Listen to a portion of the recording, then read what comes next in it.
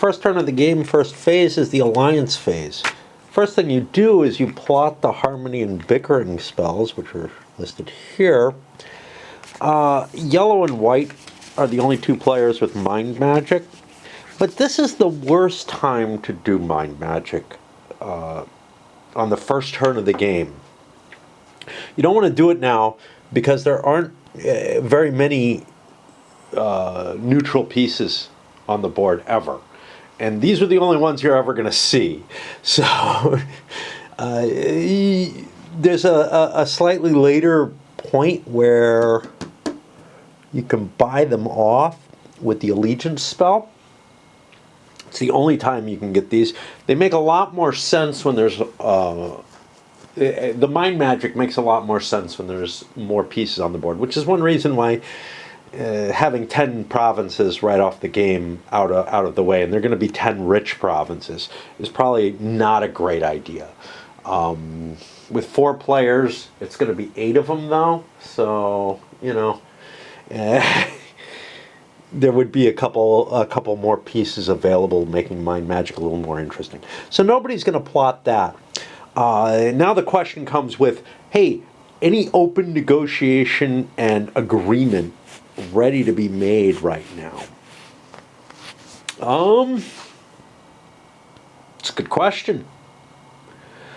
There's people who have advantages in terms of trying to expand right now. So like Yakash. Yakash is definitely open for yellow to just go take. They've got like 2 things in place against that. That's a real danger. So pink is going to try to convince yellow, hey, can you let us, you know, we've got our own problem maybe with this. Can you agree?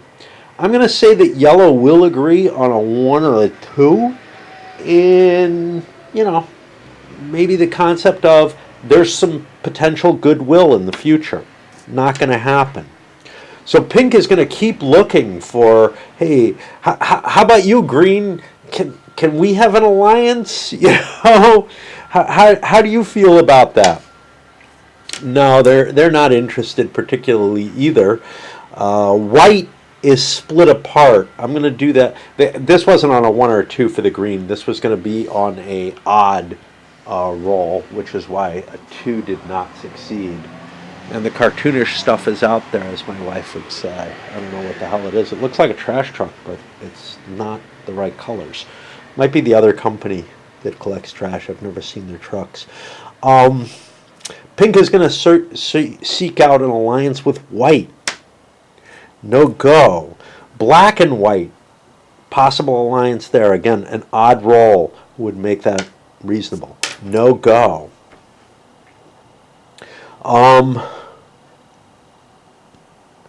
Meanwhile, yellow is going to seek out an alliance with green. Hey, we both have our goals. I can take Yakash. You can move down and take Therady. It's of interest. No go. Looks to me like there's not going to be any alliances. Maybe yellow and white could come up with one. That's about the only option I haven't rolled for. Wow. I don't trust these dice. Okay. I should have my Avalon Hill dice for an SPI game, but I don't have them down here. And, oh, I didn't notice this was here. That's part of that game. Okay. So nobody made any alliances. That puts us to the elemental magic. Let's take a quick look, see what we got. Green has elemental magic. Black has elemental magic. Black being pink.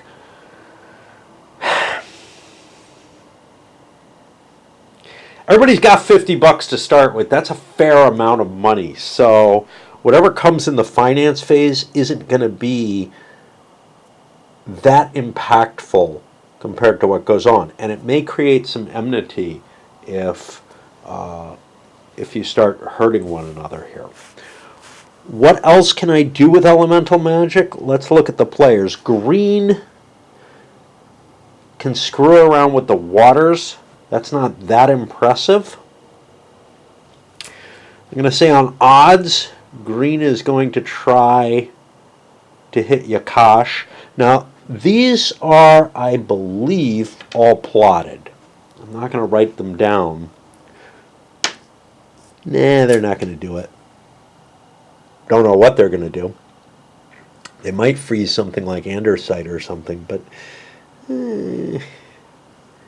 like if you look at the secondary, it's not that valuable. Floods are of use. Are they only in swamps, or are they any coastal province? Don't remember.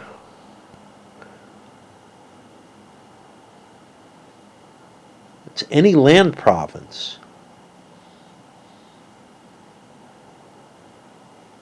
Mobilizes all land units in a single and province. I'm assuming land. Looks like I don't need to be next to the water for that to happen. So that could be of some value as well. Who's the other one who has one? Pink Black has one. Again, you can't use elemental magic to counter elemental magic. I'm more likely to want to freeze that depending on what's going on, so that I can expand my territory. I am not even going to roll in this case. So we go to the finance phase. Now for this, the actual collection of money is going to be quite simple. So black here, for example, they have, and I'm thinking about doing I set this up so that I would do my plots on the back side of the player sheets, and I've got I've got an additional third of the piece of paper in each case. So I think that'll last, and I can always recopy and make new ones, or switch to doing it on here as I was initially planning. So let's take a quick look at what would happen here. So black, which is actually black, is going to collect 14 bucks, which puts them to 64. Black, who is pink, will collect 18 bucks, which puts them to 68. We're using pencil here because we may have to erase some stuff. Green collects 14 bucks, 64. Do I have to do this for every player? Not really. Like, not in front of you. Another 14 bucks for yellow.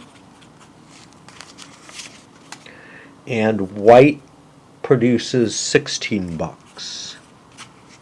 Okay. That's the initial tax.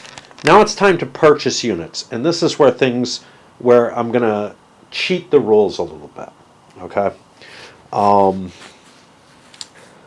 And the way I'm doing that is, like, white is not going to be able to buy all the civilized units to get them out. You know, whoever wins out of the dwarves isn't going to be able to buy all the dwarves, which would be a devastating tactic that's built into the game. The game has real flaws in it that need to be fixed, right? And this is, in my opinion, one of them. Okay. However, trying to get the timing right for this is more difficult. So what I'm going to do is I'm going to kind of select what people want to buy and what they don't want to buy. So for yellow, up here, they have elves and dwarves. They have 64 bucks. I'm going to want to buy myself a leader. I'll set each player up as their own. They're going to want to buy a leader for 10 bucks. And do I want a wizard?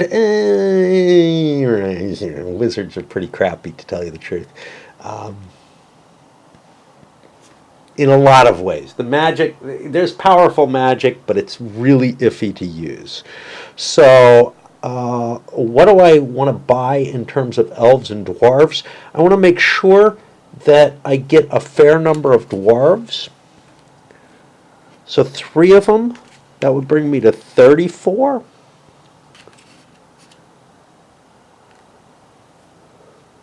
42.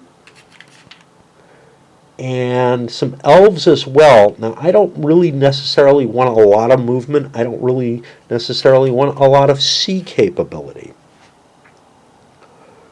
I have mind magic, So I will plot that. Yeah, the mind magic happens later, so I need to keep money for the allegiance spell. Now, let's see how the allegiance spell is written here.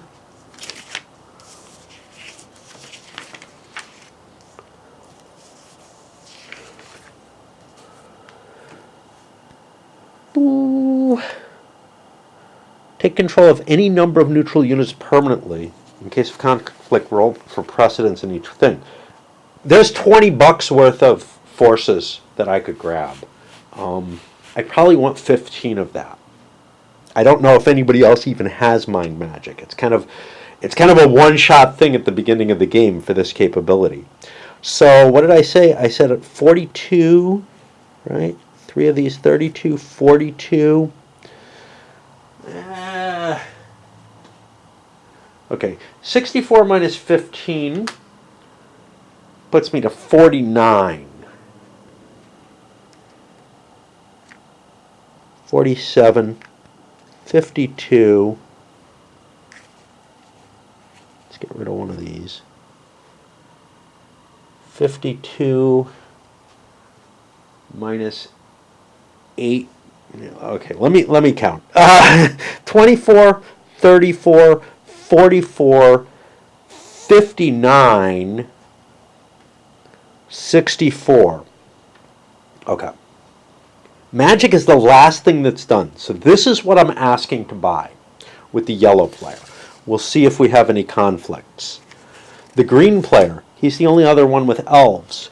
He has $64 as well, which is a good amount. He has no mind magic, so he's not caring about that. He does have a leader up here that he would like to buy. I think it's a good idea to buy a leader. That's 10. I want to buy a navy. 16. I'll buy an infantry. It's better than cav in my view. 23, and then that's going to leave me with 41 points for my elves. How many elves do I want to buy? Again, I want to buy infantry. I'm interested in expanding more than anything else.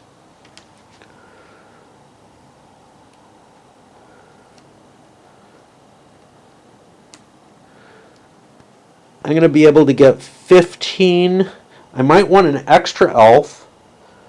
But when I put a claim on that, this guy has already put a claim on 3. How am I going to do this later? I don't know. This guy's already put a claim on 3. I think we have to divide them. Okay? So now I'm at 15 and 13 is 28, 38. I will buy some elven cav. 38, 45, 52, 59. This is what I have it claim. We had a conflict over those elves. We may need to balance things out. Maybe we have to die roll for each unit or something. That might make sense. I don't know. All right. I'm just, shooting the shit in terms of what I want to do with other stuff and trying to fix that. Now, pink. Pink is also in kind of a landlocked situation. So what they're going to want to do, I've got as many orcs as I want. No problem with that. I've got $68. Necromancy doesn't cost me anything. Elemental doesn't cost me anything. So I'm good with those. I want to buy as many civilized infantry as I can. Again, infantry is just better than cav as far as I'm concerned. So let's take a look. $68 means that I want 3, 4, 5. That's 35. I want this too, but I can't get it as far as I'm concerned. And again, these might be plotted as opposed to purchased any other way. So I was looking at 35 plus all these crappy orcs. 2, 3, 4, 5, 6.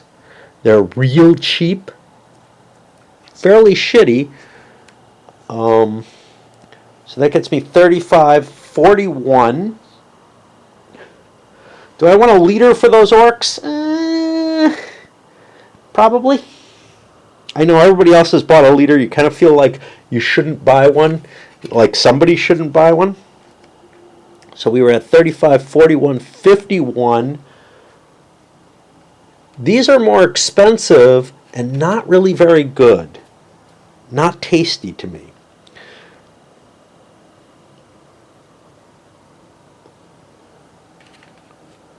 I'll go to 61 and buy myself one of these cav. We'll see what happens. We may have to balance out.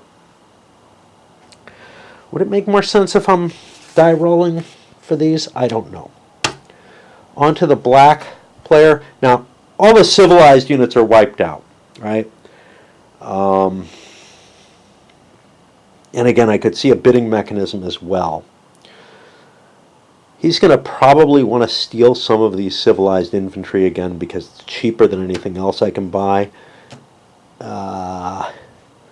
Leadership-wise, this is white.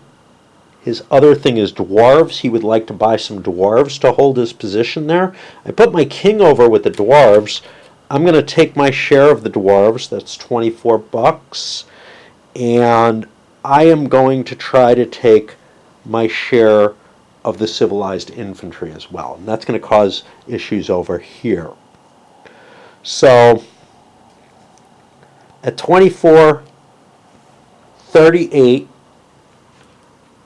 I roll for this. Odd I get that unit. I get one of those units. I do not. That stays over here. Nobody else is buying them. We're going to have issues. There's no question of that. And this one has its number on the back, just to make things easier. I hope it says 223 and not 233. Yeah. Okay. That means I need more either cav or boats. I also need a leader. This is black and white. Okay, 24, 34, 48. My boats are relatively cheap. 60 if I buy these two boats, which gives me a capacity to carry things. That sounds like a good amount. Who else had mind magic? This guy. He also probably wants to hold 15 to 20. Oops. Oops, oops, oops.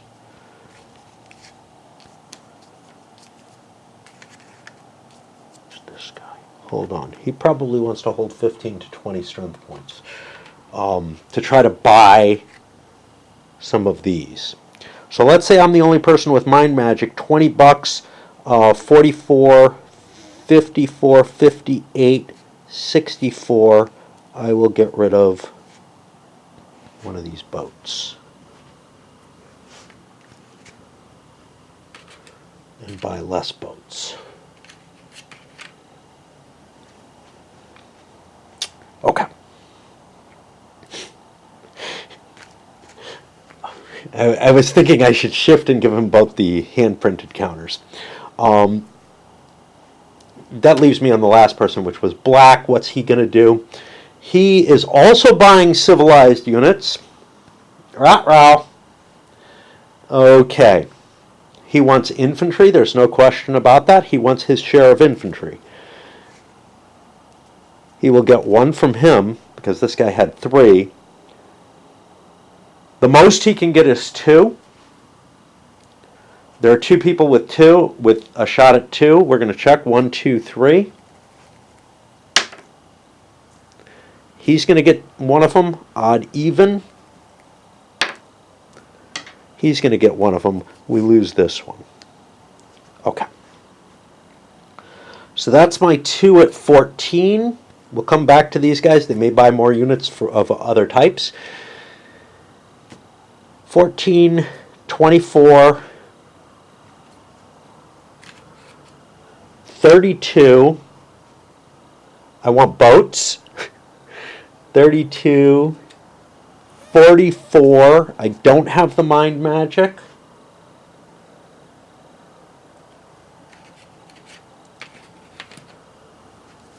54, 60. Let's now look at these guys in terms of what they collected. And again, this could all be plotted and written, but I'm trying to do it without having to do that. I'm trying to do it just in my head. So he's at 14, 24, 30, 40. And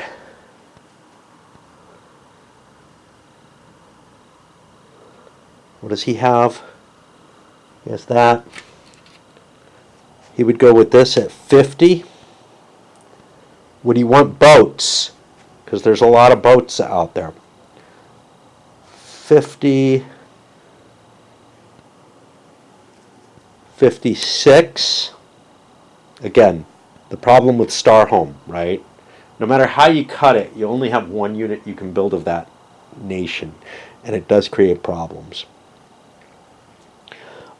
So I'm picking this up, and I don't think I have a right to do anything else. This guy might have a right to take another boat.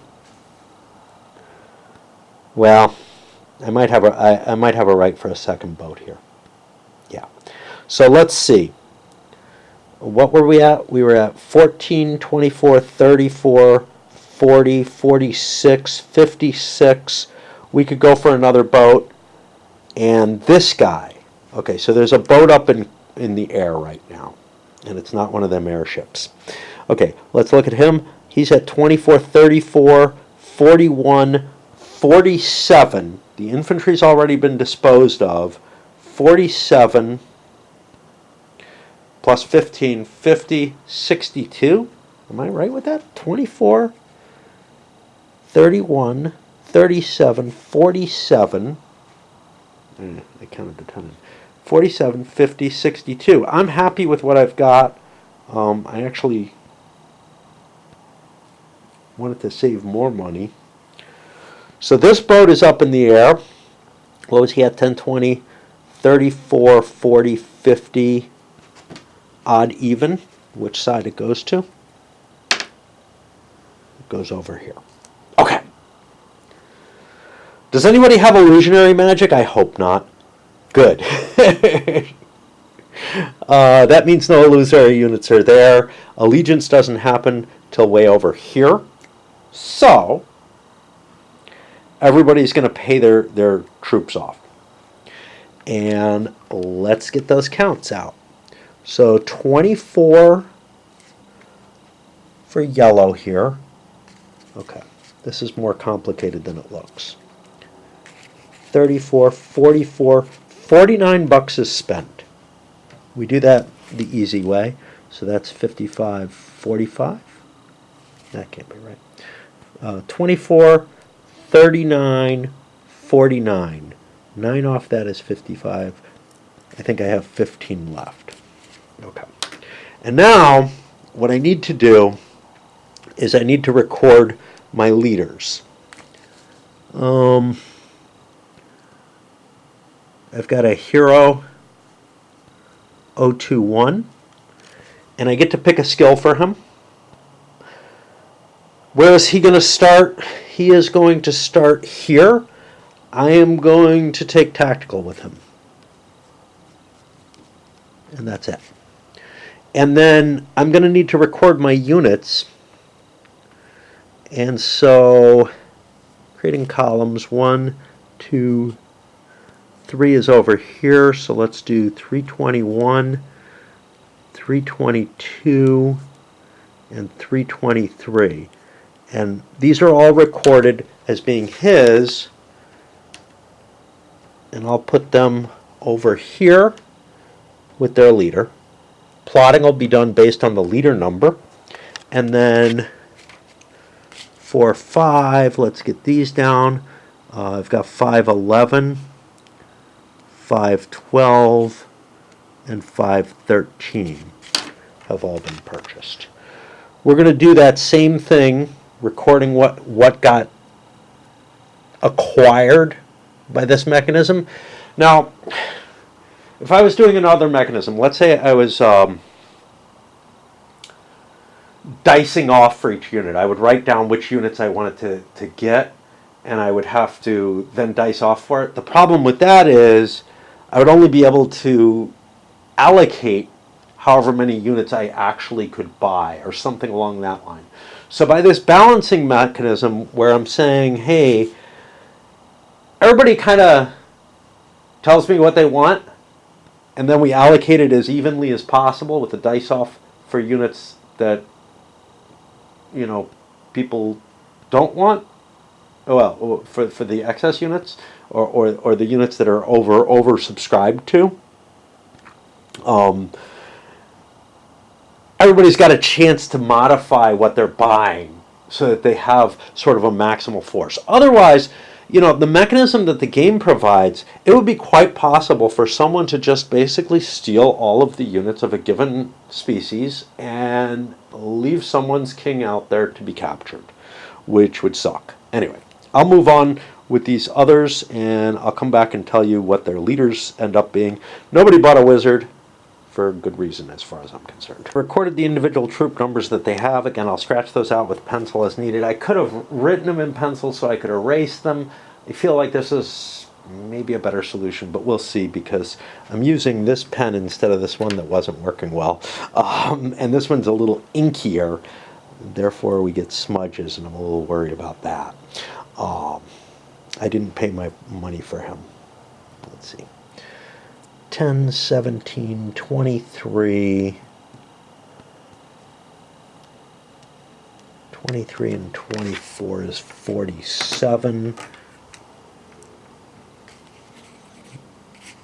That's 19. Okay. And nobody built any illusory units because nobody can. We go to the first magic phase. At this point, see how this goes.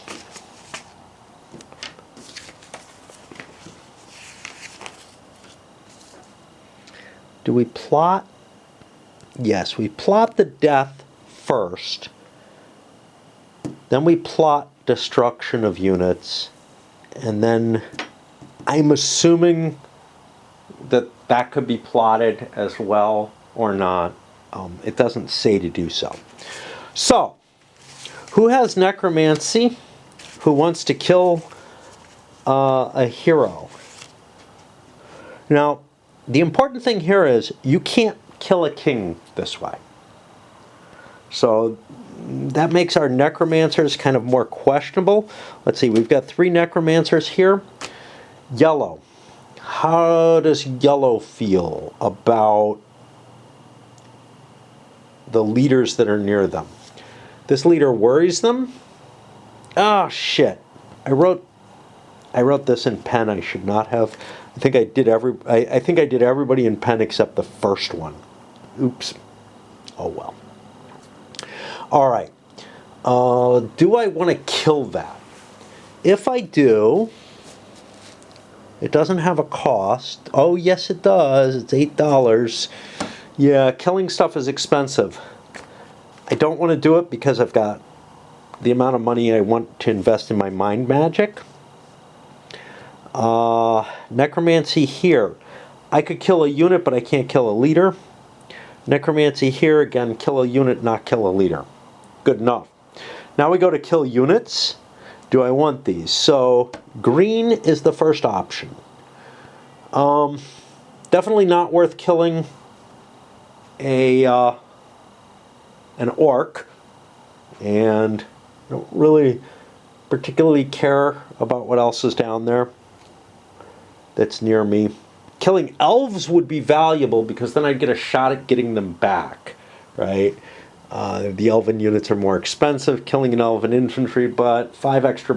Hey, I might as well be buying a cav for that if I'm going to be doing that. Okay. Which means, no, I'm not going to necromancy him. And then our last necromancy was this guy. He's not going to do that. We go to allegiance. All right. Two people are casting casting mind control. Yellow and white. See if yellow succeeds. Nope. See if white succeeds. Yes, white does succeed. He's got enough money. He only has 19 bucks. I screwed up, man. I meant to have 20. Let me count, make sure I got that right. Indeed I did. I'm going to spend 15 of that 19 bucks, and you can see how huge this is going to be. Again, there's weird shit in this game, and I feel like there's a great concept behind the game, but it kind of doesn't quite work. So I just spent 4 bucks as the white player. I can grab, or 15 bucks as the white player. I can grab these 3 barbarians here, here, and here, and I'll write their numbers down of the units as well as the provinces that I just took. I used to say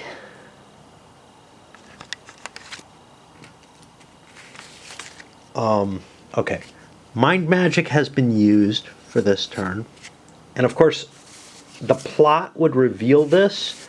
The other guy who had mind magic also used it, even though he failed.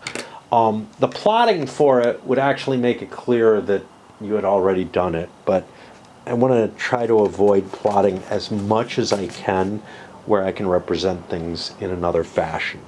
Okay, so we've taken control of all of this as well as up there. This was probably iffy, but what my old group used to call it was, we've got a bunny, somebody who's hopping ahead.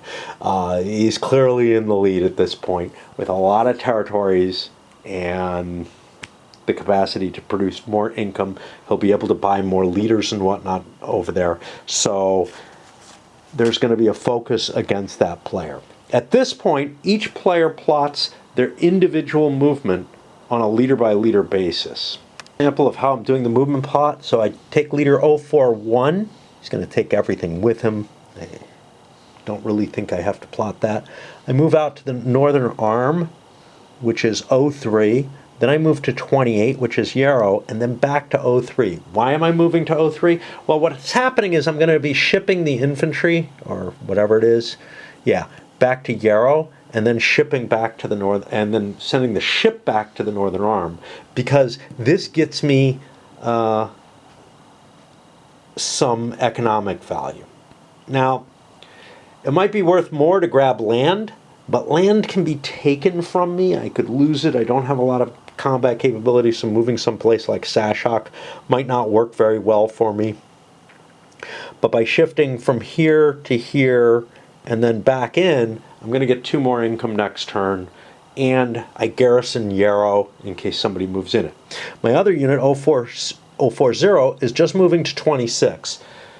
Could I move further? Sure. My king doesn't have march, but these forces here have a lot of movement. I could keep moving, but I believe that taking Yakash is more important than anything else. I believe I have a strong military force and a shot at taking it. The game is going to be decided very quickly by some of these initial battles, because the secret movement plot means that you don't have like a capability to react to people. If you play without the secret movement plot, you see somebody move into there because they're forced to move first or whatever, and then you just move all your forces in, right?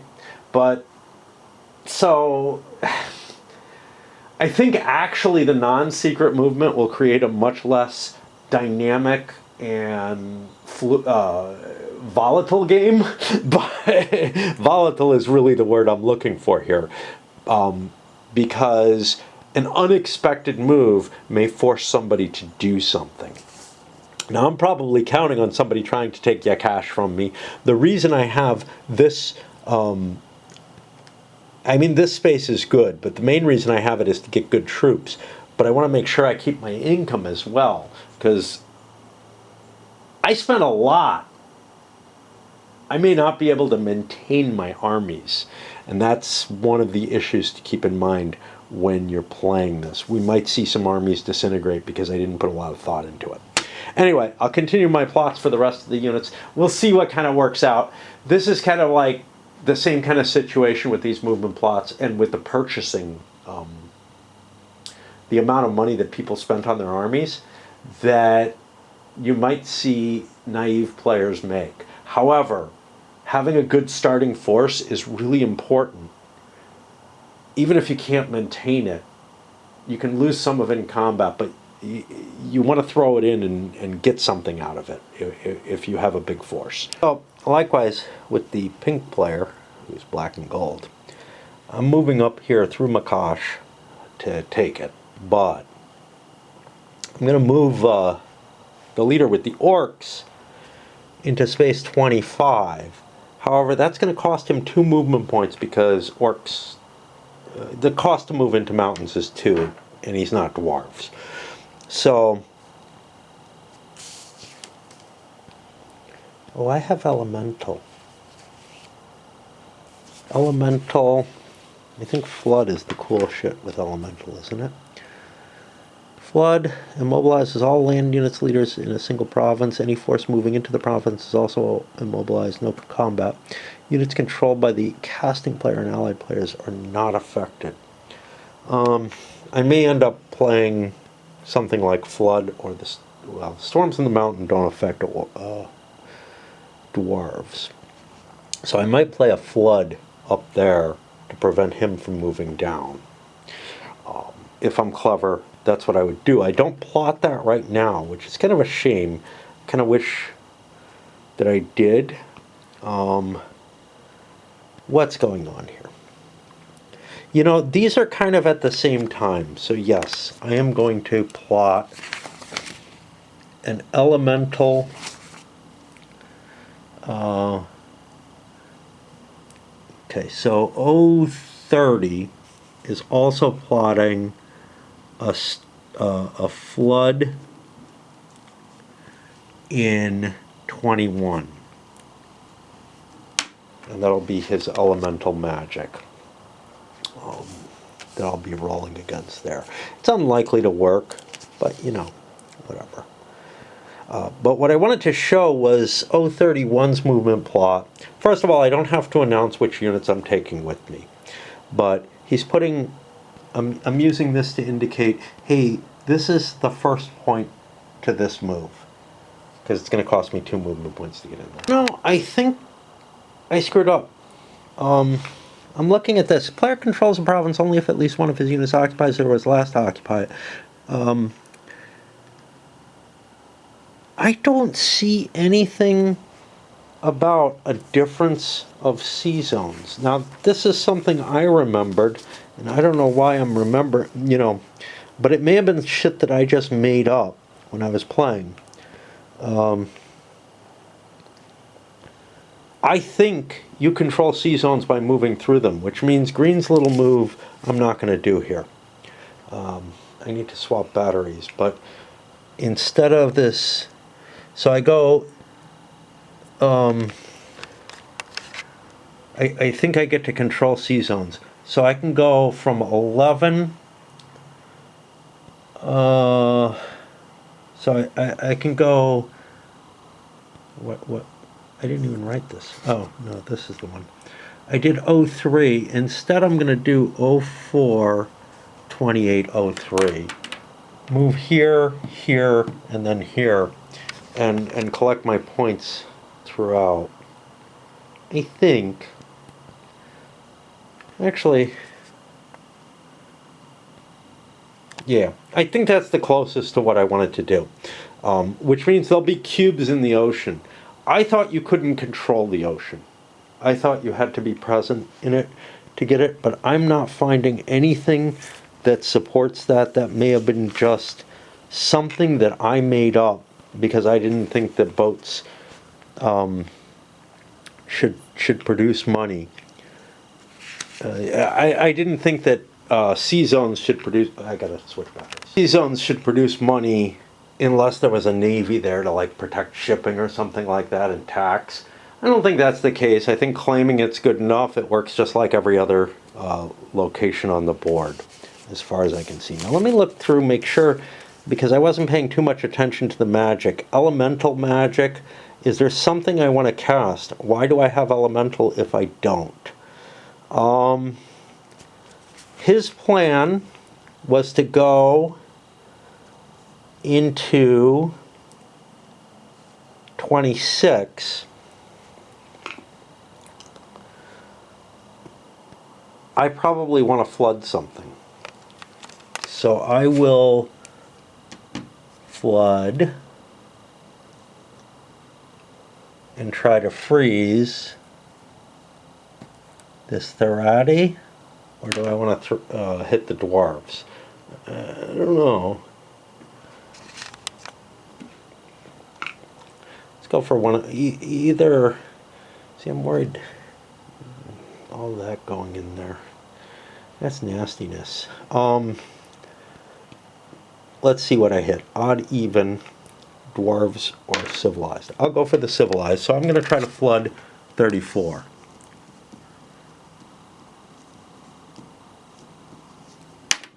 And prevent them from moving. This guy is doing his flood. This guy doesn't have elemental, and I haven't finished his movement yet. So I was doing 11, 46, 43. Grab these things. This is worth more money, so I don't know if that's wise, but there are elves I can gather, build more ships, whatever. I haven't figured out what I'm doing with 50 yet. He has no magic. He has a lot of retreat. I could leave this boat behind for other people.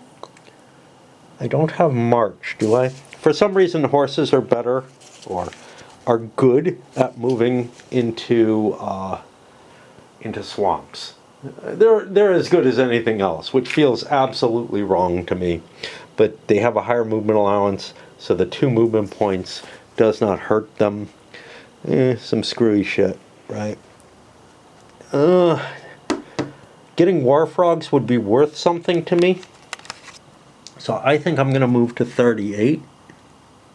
And that's it. And actually, to record that the way I want it to, it would be this way. And no magic that I want to play. Dinosaurs have showed up.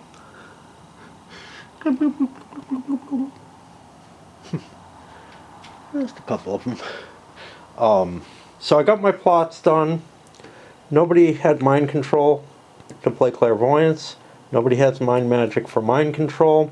However, we have some plotted elemental magic going. It's going to be a 1 or a 2. A flood of 34. He does not succeed. Let's see. Same thing, 1 or a 2. I was getting 1s and 2s all the time on the others. And I don't think anybody else had any plotted shit, elemental magic going on. Nobody has illusory magic. Something kind of cool. So now we go to movement execution, and I flip these all up so that we see them. I'm missing some ones, right? No, I got 5. Okay. So 041 for green goes into 04. And I'm going to put a green cube on top of the unit to indicate if nobody else goes in there, we've taken control, which is going to be the case. But and then 040 goes into 26.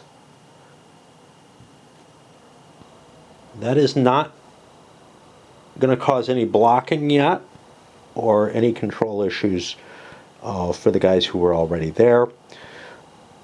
Pink's 030 goes to 26. What? No, goes to 33. And we'll put a pink counter on that to remind me of the control issue. And you can see, if I'm not using control markers or whatever that don't come with the game, how complicated this is going to be, because otherwise you have to keep track of it all on paper, and you're constantly erasing and changing stuff. And 031 is doing nothing, which means he will be blocked by the next turn. presumably. That was him. 051 goes to 11. Gives me a temporary marker. 050 is not moving yet. They're going into the swamp. Now, I think ships always pay 1. Maybe not. Maybe not.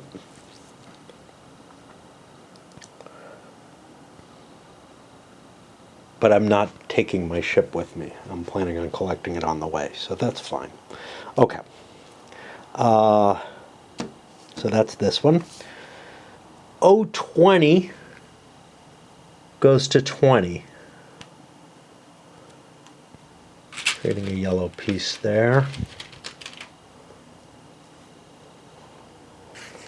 And 021 is not moving yet.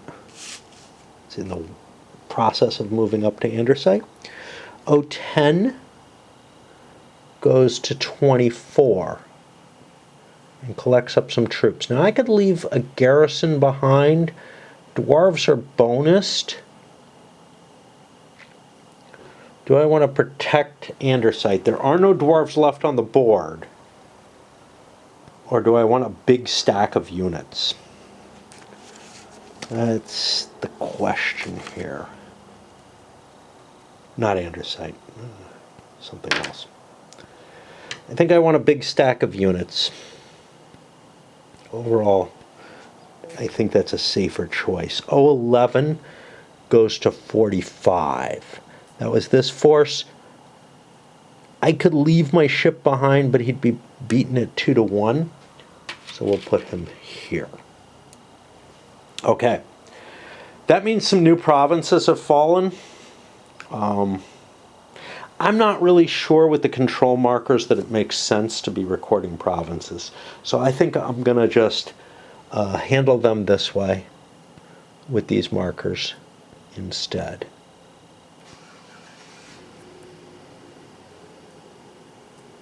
I think that is sufficient. We've got a mutual block situation here if either side wants to block the other. Let's see how that's handled.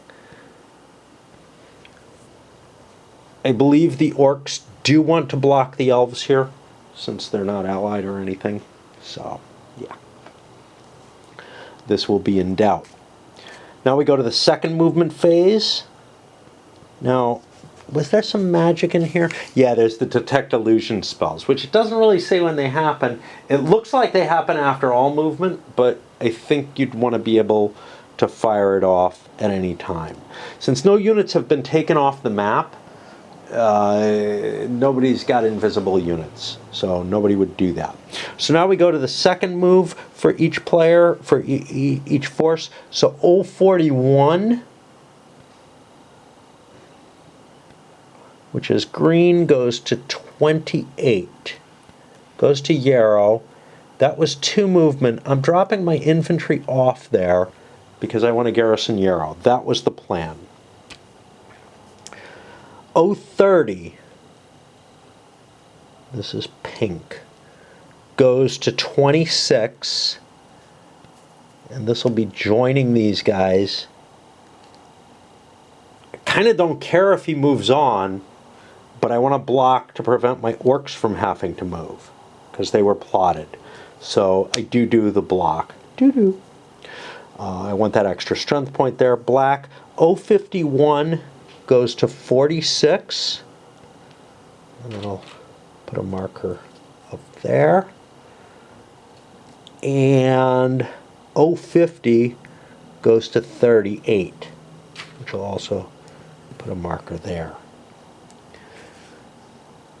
We go to this next one, yellow. 020 goes to 19. That's into here. That's a problem. And 021 makes it into here.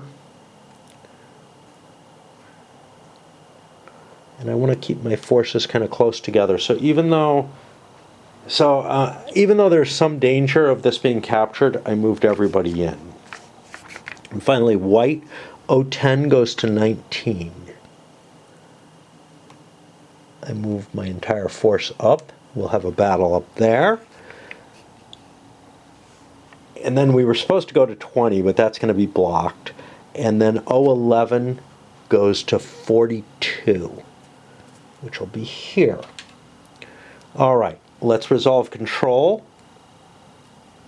of areas that are uncontested. I think that's all of them.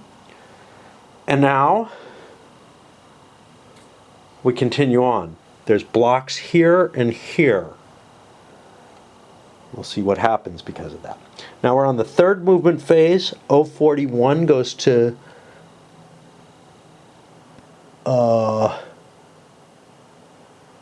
03. He could have marched in and supported the, if he had written things differently, he could have marched in to support the attack on Yakash with those additional civilized infantry instead of defending Yarrow. You never know, though, when you're plotting movement. Blocked.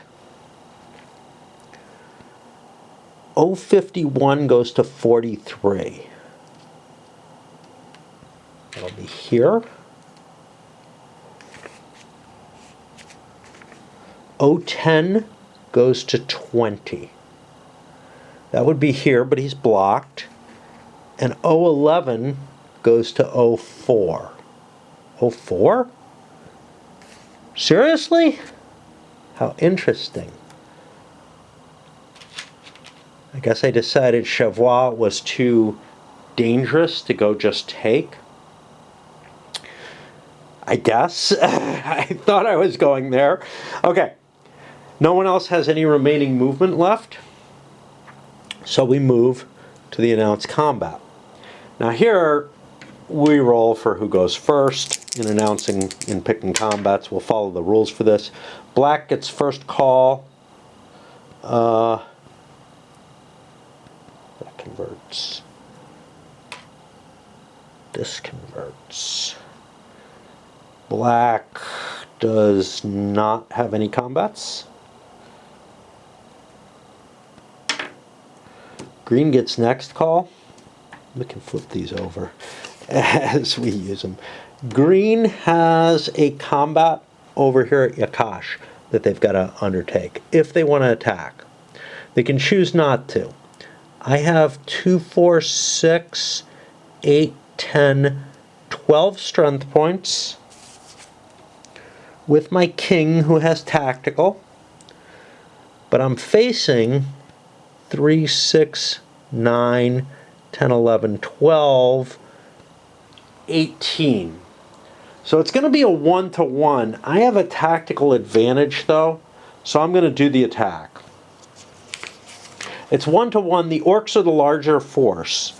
Now the orcs are pink, and they have both a king and a hero who have tactical. They don't get to add them up, which means we're at 1-to-1 with the orcs being the larger force. Now you can see this combat table is really random.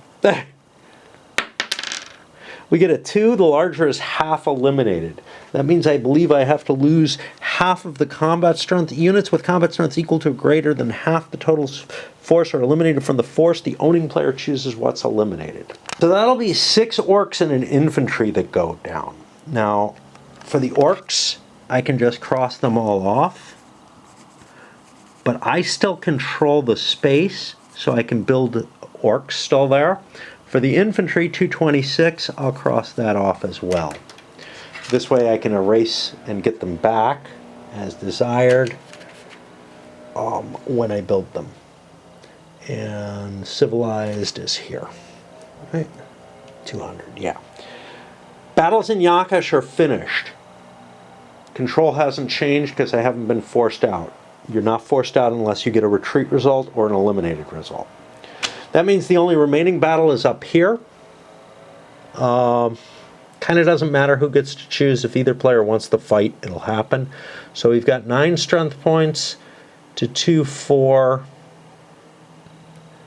10, 11, 12, 13.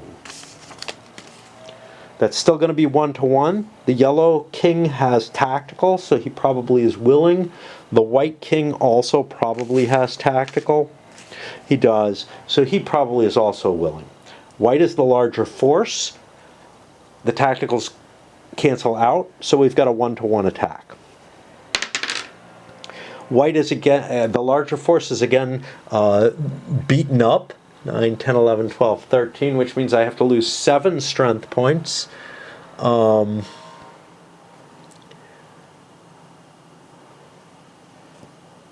again, ownership, it doesn't change, and so white loses these.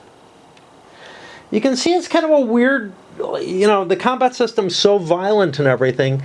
Like I said, the game has a very high chance of being decided relatively quickly.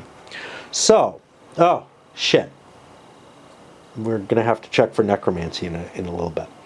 I should keep the dead separated, but right now, white has just lost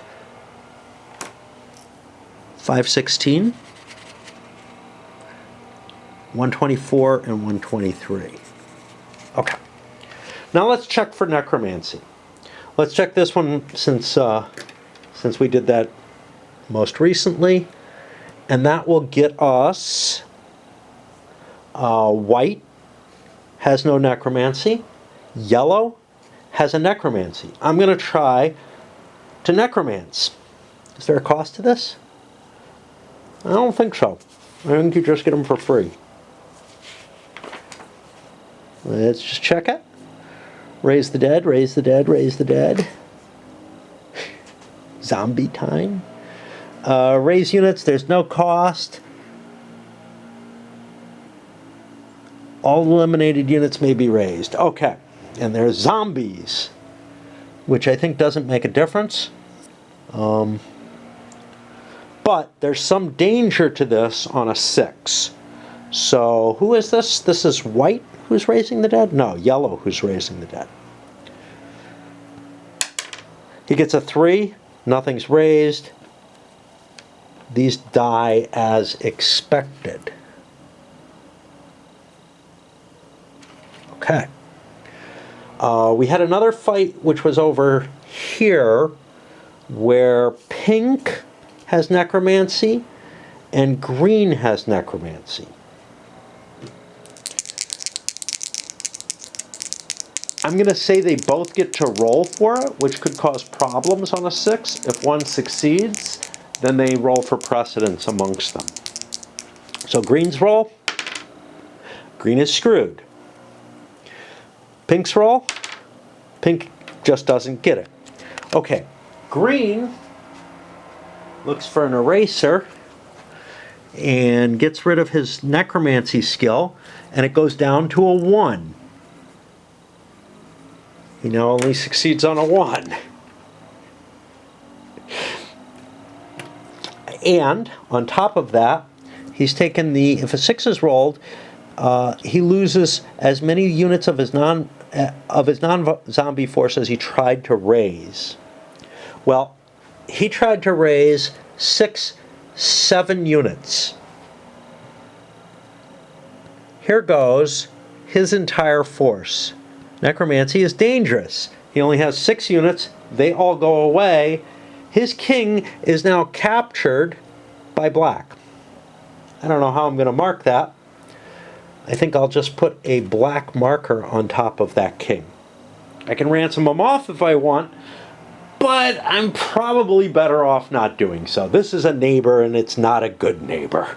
I have to say, something about the game feels like it should be, a more epic experience or whatever, kind of like Scandinavia is, and it kind of doesn't work out that way. It really kind of ends up as, hey, whatever guesses you make in the early stages of the game very quickly determine the game. So, like I said, green's not knocked out, but they might as well be, right? I don't think pink may agree to something that brings green in, but what would I gain out of it, to tell you the truth? With these two fighting over here, I think I can grab Yarrow and be in a pretty good shape, so I doubt that I'm going to give up the green king.